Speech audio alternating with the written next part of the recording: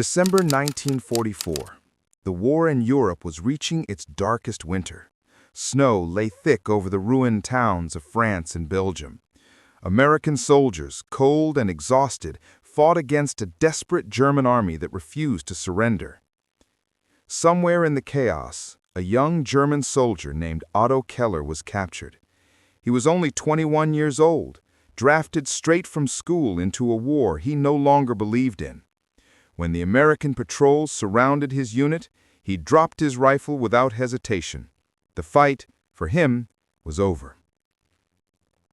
Weeks later, Otto found himself aboard a transport ship crossing the Atlantic Ocean. Thousands of German prisoners were being shipped to the United States, a strange idea for men who had grown up hearing America described as a land of greed and chaos. As the ocean roared outside, Otto stared through a small porthole, wondering what waited for him on the other side. He expected barbed wire, hatred, maybe punishment. What he didn't expect was kindness. When the ship finally reached the American coast, the prisoners were lined up, processed, and divided among various camps across the country. Otto was sent to a prisoner of war camp in Georgia. As the train rolled through vast open fields, he watched the American landscape pass by. Endless forests, red soil, and small wooden houses scattered along the tracks. It looked nothing like the ruined Europe he had left behind. The camp itself was simple. Long wooden barracks, watchtowers, and fences, but not the kind of cruelty he feared. The guards were strict, but not brutal. They treated the prisoners as soldiers, not monsters. On the first morning, when the prisoners were given hot coffee and soft bread, many of them cried quietly. They hadn't tasted real food in months. Days turned into weeks. Otto began to learn bits of English from the guards and from a few local workers who came to the camp. One American sergeant named Miller often joked with the prisoners. "You boys look like you could use some sun," he said one afternoon, laughing as they worked in the fields. Otto didn't know how to respond at first, but eventually he learned to smile back. The camp commander allowed small work programs outside the fences. Otto was assigned to help harvest cotton on a nearby farm. The farm belonged to a widowed woman named Mrs. Henderson, whose husband had died in the Pacific War. She was cautious at first, but soon realized that these young German men were far from the image of ruthless enemies. They were just boys, far from home, scared and tired. One evening, as the sun set behind the trees, Otto helped Mrs. Henderson repair a broken fence. She noticed the gentleness in his manner, the way he handled the tools, the careful silence in his eyes. "You don't seem like a soldier," she said quietly. Otto paused, then answered, "I was, but I never wanted to be." That was the first real conversation he had with an American civilian. It changed something in him. As months passed, the camp life took on a strange rhythm. The prisoners played soccer, sang songs from home, and even staged small theater plays on Sundays. American guards sometimes watched, amused. One guard once remarked, "Never thought I'd see Germans laughing in Georgia." But behind those moments of peace, Otto carried guilt. His brother had died fighting on the Eastern Front. His hometown in Germany had been bombed.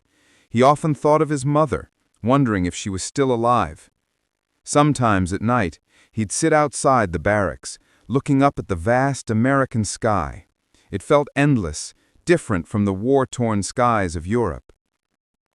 Then one day, something happened that would stay with him forever. During a storm, a nearby river flooded, threatening the local town. American soldiers and German prisoners worked side by side to build barriers and rescue livestock. For a brief moment, the lines between enemy and friend disappeared. The townspeople saw it too. The next day, Mrs. Henderson brought warm bread to the prisoners, saying softly, "You helped us. Thank you." For the first time, Otto felt something he hadn't felt in years: dignity. As the months turned into a year, rumors spread that the war was ending. Germany was collapsing. Some prisoners cheered, others wept. Otto didn't know what to feel. When the news finally came that the war was over, the camp was silent. No celebrations, just quiet disbelief. The Americans began preparing for repatriation. Many German soldiers were eager to go home, but Otto hesitated. Home, what did that even mean now? He had lost everything. The camp, the farm, and the people he had met in Georgia had become more familiar than the ruins he would return to. On the day before his departure, he walked to the edge of the field one last time, the same place where he had first arrived, frightened and defeated. Now he looked at it with a kind of peace. Sergeant Miller come up beside him. "You'll be heading home tomorrow, kid." Otto nodded slowly. "Thank you for treating us like men." Miller looked at him for a long moment before replying, "You earned it." That night, as the camp lights dimmed, Otto couldn't sleep. He thought of America, the country he had been told was his enemy, but that had shown him unexpected humanity. He whispered to himself, "Maybe the world isn't what they told us it was." The next morning, as the buses lined up to take the prisoners away, Otto looked back at the camp one last time. The guards saluted them, and many of the German men saluted back. It was not a gesture of defeat anymore, but of respect, between men who had survived something far greater than war. As the bus drove away, the American flag fluttered in the wind. Otto watched it through the window, not as a symbol of victory or power, but as something else entirely. He didn't understand it yet, but he knew it represented a kind of strength that didn't need cruelty. And as the bus turned down the dirt road, he made himself a quiet promise. One day, he would return to this land, not as a prisoner, but as a free man. The war was over, but peace did not come easily. When Otto Keller finally returned to Germany in the summer of 1946, he found a country that no longer resembled the home he had left. The train stations were shattered shells, the cities were piles of brick and dust, and the people were quieter, as if the war had stolen not only their homes, but their voices. His hometown near Cologne was half destroyed. Where his family's house once stood, there was only rubble. He walked through the ruins until he found a neighbor who recognized him. She told him that his mother had died in an air raid the year before, and his sister had been sent to live with distant relatives in the countryside. Otto stood there, holding the few belongings he had carried across the ocean, and felt an emptiness deeper than he had ever known. For months he lived like a ghost, helping rebuild the town by day and sitting alone by candlelight at night. He missed the quiet order of the American camp, the strange warmth of Georgia's sunsets, even the sound of English words around him. Germany, his homeland, now felt foreign. There was no hatred in him anymore, only fatigue. One cold evening he received a letter, the first in years. It was from Mrs. Henderson, the farmer from Georgia. The letter had taken months to reach him. She wrote that the farm had survived, the crops were growing again, and that she often thought of the polite German boy who fixed my fence. She ended with a line that made him smile for the first time in a long time. "The world's big enough for both our flags to stand in the same sky." Something in that letter stirred him. He decided to rebuild, not just for himself, but for the sake of proving that decency could outlive war. He joined a local construction group working with American aid programs. For the next few years, he helped rebuild bridges, roads, and schools. Each brick laid a small act of defiance against the hatred that had once consumed his country. In 1952, Otto was offered a chance that changed everything. Under a post-war exchange program, Germany and the United States invited former prisoners and skilled workers to assist in American industries. Otto applied, not expecting anything. Months later, a letter arrived with an American seal, approved. He was going back, not as a prisoner, but as a worker, a free man. When he landed in New York Harbor, the sight of the Statue of Liberty filled him with quiet awe. He remembered seeing America once through barbed wire. Now he walked its streets freely. He found work at a machine shop in Ohio, where many immigrants like him tried to build new lives. The American workers were curious but kind. Some had fought in the war, yet there was no bitterness in their eyes, only curiosity. "You were one of them?" a coworker once asked during lunch. Otto nodded. "Yes," he said softly, "but we both lost something in that war." The man thought for a moment and then offered him a sandwich. "Well, you're here now. Welcome." Life in America was not easy, but it was honest. Otto worked hard, learned better English, and eventually saved enough to buy a small house. He sent money to his sister back in Germany, who was raising a family of her own. By the late 1950s, Otto had begun to feel a sense of belonging. He volunteered at local charities, helped rebuild old houses, and even taught German to school children curious about Europe. Sometimes when he walked through quiet American neighborhoods at dusk, he would hear church bells ring and remember the evenings in Georgia, the fields, the kindness of strangers, and the storm that had brought enemies together. But the past never vanished completely. Every year on November 11th, Veterans Day, he would stand silently as parades passed by, the American flag waving above him.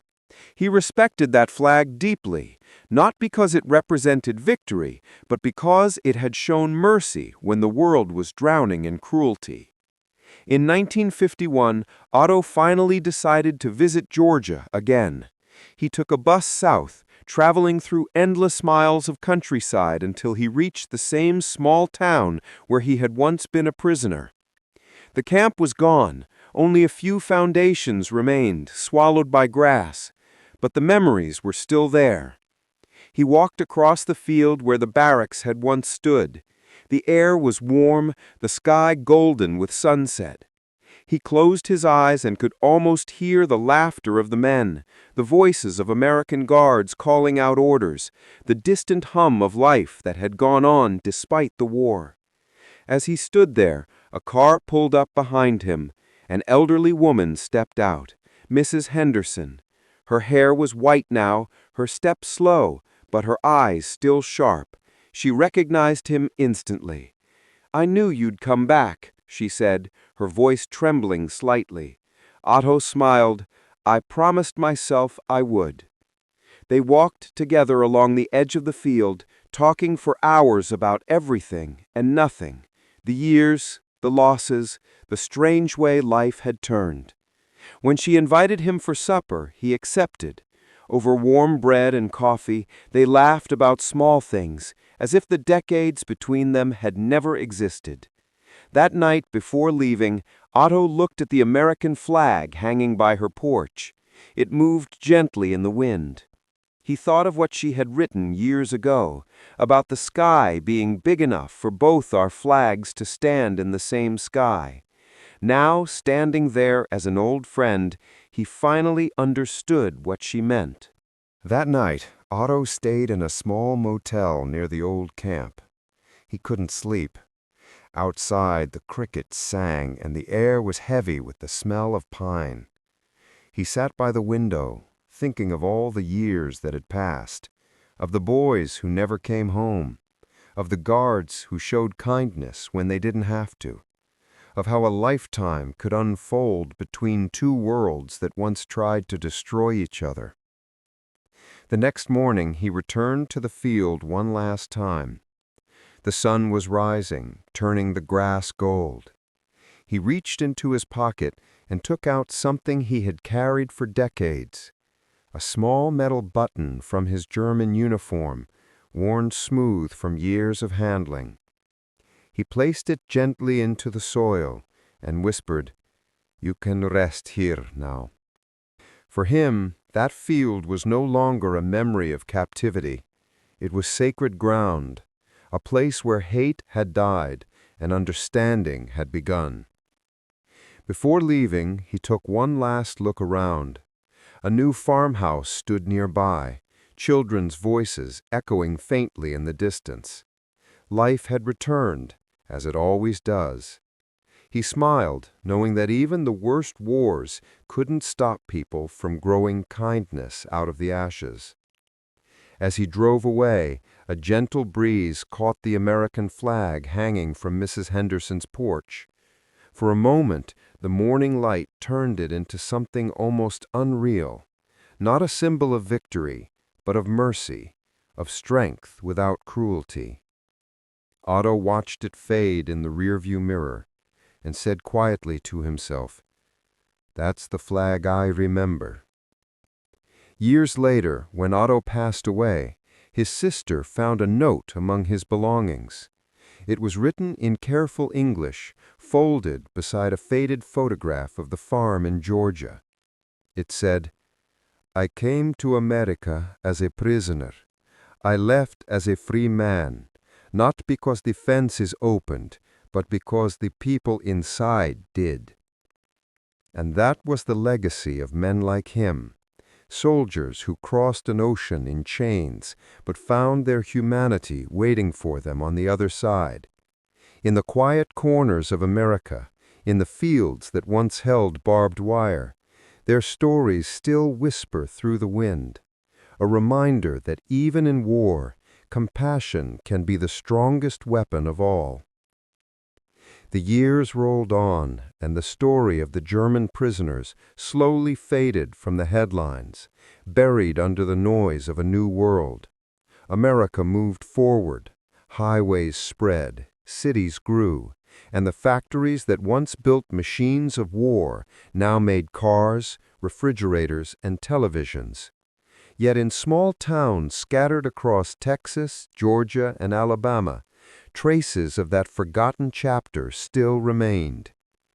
In one of those towns, an old barn stood at the edge of a quiet field. Carved faintly into one of its beams were the initials HK 1944. The wood had darkened with age, but the letters were still there, like a ghostly signature left behind by time. Every Sunday, the farmer's granddaughter would pass by it, wondering who those letters belonged to. Years later, she would discover that HK stood for Heinrich Kruse, a German prisoner who once worked on that very land, who had called it the first place he ever felt free. In another town, a schoolteacher told her students about a small cemetery behind the church where a few German names were written on modest white stones. She would say, "They never made it home, but they found peace here." The children didn't fully understand, but the idea stayed with them, that even enemies could be mourned, that humanity could outlive war. In 1972, an American journalist named Jack Turner began researching the old POW camps. He traveled across the South, recording stories from aging farmers and former guards. Everywhere he went, he found kindness in the memories. They weren't like the Nazis in the films, one man told him. They were boys, scared, polite, just trying to survive. Jack's articles brought the story back to light, reminding Americans that even in the darkest war, their country had chosen decency over revenge.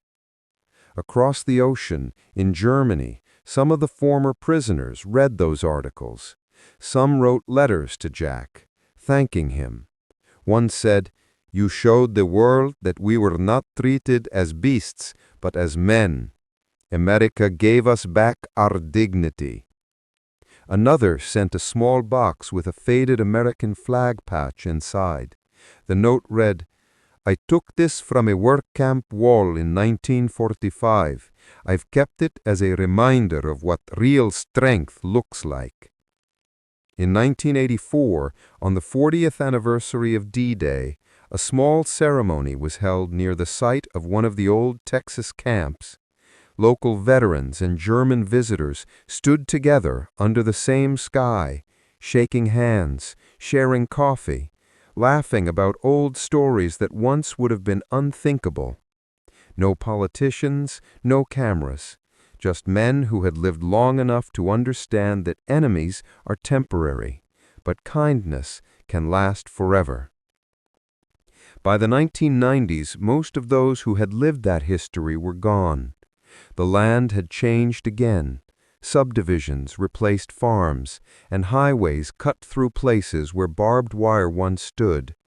But sometimes, when the wind moved just right, it carried the faint scent of wheat and wood smoke, and those who listened closely could almost hear the echo of distant laughter, the clatter of boots, the hum of an old American song played on a borrowed harmonica. In a small museum in Texas, there's a glass case with a few relics from that time: a German diary, a tin cup, a hand-carved chess piece, and a photograph of smiling prisoners beside American guards. Beneath it, a small plaque reads, "They came as enemies, they left as men." And maybe that's the truest legacy of all. Not the battles, not the flags, not the lines drawn on maps, but the simple truth that even in war, compassion can rewrite history. Because somewhere in America, the soil still remembers. And if you walk through those fields at dusk, you might just feel it, the quiet peace that only comes after understanding.